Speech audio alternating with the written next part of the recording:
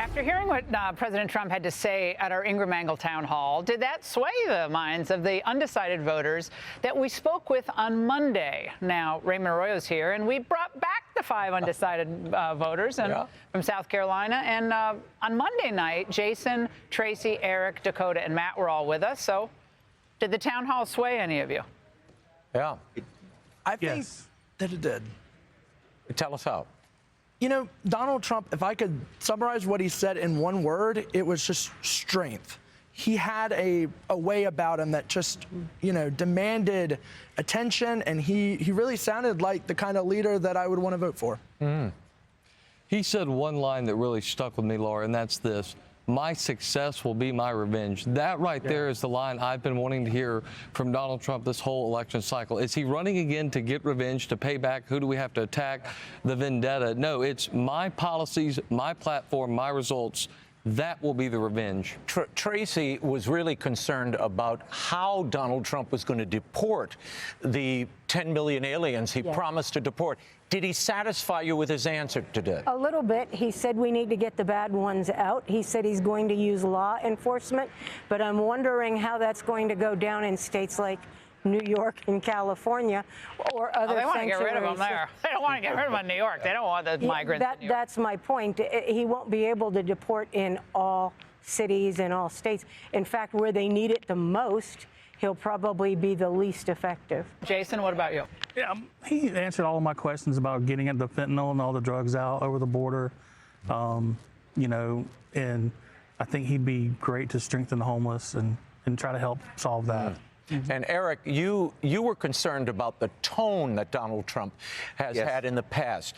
Did this allay those fears at all for you?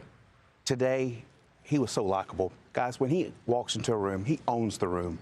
It is obvious. Everybody liked him. I couldn't help myself but cheer for him. I'm standing in front of a president, and it's very exciting for me. But at the same time, I just think that he owns the room. Everybody likes him, and it was evident.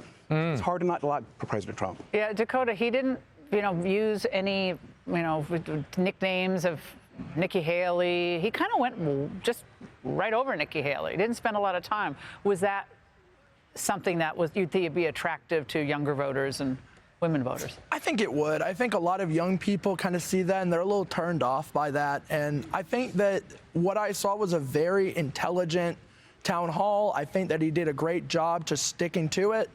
And he didn't go off and call him names. And I think that honestly helped him. Wow. So did this change the way you consider not only who you're going to vote for, but the president's candidacy here? Yes. Yes? Yes. Matt, did you react, did you think to yourself when I asked the question about humor? Because, I've known him for a long time, and as I said, I'm not trying to say that I'm cool or anything, but I just happen to know him, and he's super funny. Oh, he's hilarious. Right? He's super funny. But I actually got kind of chills when he said it's not funny what's happening to the country. Yes. And I thought maybe that's just me, but did you feel that too, that was kind of the right answer? That was a very good answer by President Trump, that it's not time to make jokes. We've got a country to save. And for him he could have gone down to 2015, let's just keep name calling, making jokes, but he said, I'm concerned about this country, and that's why I'm back on this stage. Why don't we do a show of hands? Yes. If any of you changed your votes. Yes. I was leaning Trump. I'm definitely going to vote Trump now. How about you guys? Same. Yes. I went to both the Nikki Haley town hall and now the Donald Trump town hall, and I can safely say that I think I'm going to vote for Donald Trump. Matt? Well, like you said last night, I was 50-50, kind of riding the line, but Trump really pulled pretty hard today.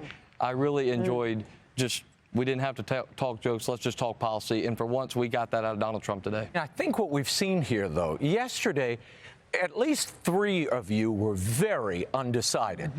Donald Trump really flipped this, and now we have a unanimous panel of Trump supporters. Yes. Did you expect that's where you'd land, Eric? Well, when he read that thing about the 8th Amendment, because my biggest fear also was the legal challenges.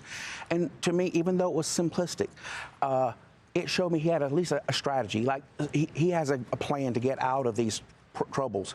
And for me, when he said that he was doing it for America, I believed him. And so therefore I felt to myself, I owe him that, at least to give that vote to him on that, for that reason. Matt, when I said to him, you could just say I'm done. Like, I can't, this is too much. I mean, for most human beings, it would be too much. give up. I mean, my heart breaks for him, for what See has it in his happened. eyes when, I forget who asked it today, but you could see it in his eyes when he said, I'm not worried about my safety. I'm worried about the safety of this country and its people. That was a very powerful remark by the president. I think so too. That line Clever remark. That's it for us tonight. Thank you so much for watching. Don't forget, set your DVR so you always stay connected with us. Follow me on social, X, and of course, Instagram. Hey, Sean Hannity here. Hey, click here to subscribe to Fox News YouTube page and catch our hottest interviews and most compelling analysis. You will not get it anywhere else.